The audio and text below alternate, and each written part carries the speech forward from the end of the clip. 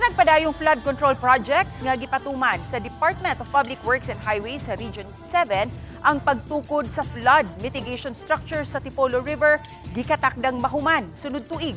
Si Femari Dumabok sa detalye. Gisuwayan sa pagpangita sa GMA Regional TV Balitang Bisdak ang flood mitigation structure diha sa may Tipolo River sa Dakbayan sa Mandaue. Gigahinan ang proyekto og 173,700,000 pesos ug gingong natapos sa tuig 2024.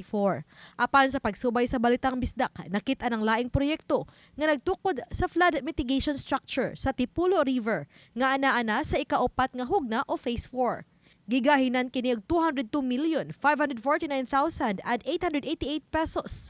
Obo sa Department of Public Works and Highways Region 7 isip maoy implementing agency. Samtang ang Tirante Construction Corporation mo ay nagsilbing kontraktor sa maong proyekto.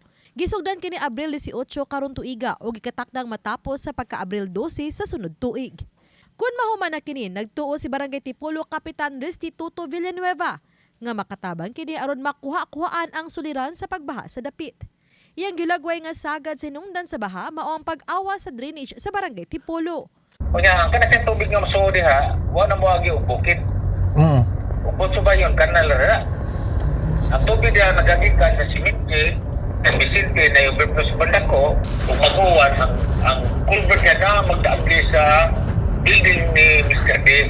Kunya, mapuno na sisla ang culvert mo nang mawas. Ang resulta, hanggang puno. Usa sa apektado sa pagbaha ang property sa Baning Ongkinking. Dayag sa warehouse niini ang lama sa tubig nga kanuning banawan kun mubundak ang kusog nga uwan. Matod ni Jose D., representante sa Baning Ongkinking, nga migasto na sila sa kagalingon nilang salapi aron lang mapagawas ang baha paingon sa Tipolo Creek. Ilang kanal kami nga ng kanal-kanal ko gan gastogin mis kanal. Tulo ka drainage system ang ilang gihimo aron lang adunay kagawsan ang napundong mga tubig sa ilang silingan agi sa ilang luna paingon na sa Tipolo Creek. Mitugot na usab sila sa gobyerno nga musubay silang dapit ang flood control project aron mahatagan og kasulbaran na pagbaha sa Tipolo. Libre kini ug wala na nila pabayri ang luna nga gigamit karon sa kagamhanan sa pagpatuman sa flood control project. Pag agi sila karsada wa may mahilabot ni. Tagaan mga right road right to agi ang tubig. Apan giangkon sa kapitan nga dili pa igo ang proyekto aron masulbad ang pagbaha sa Tipolo.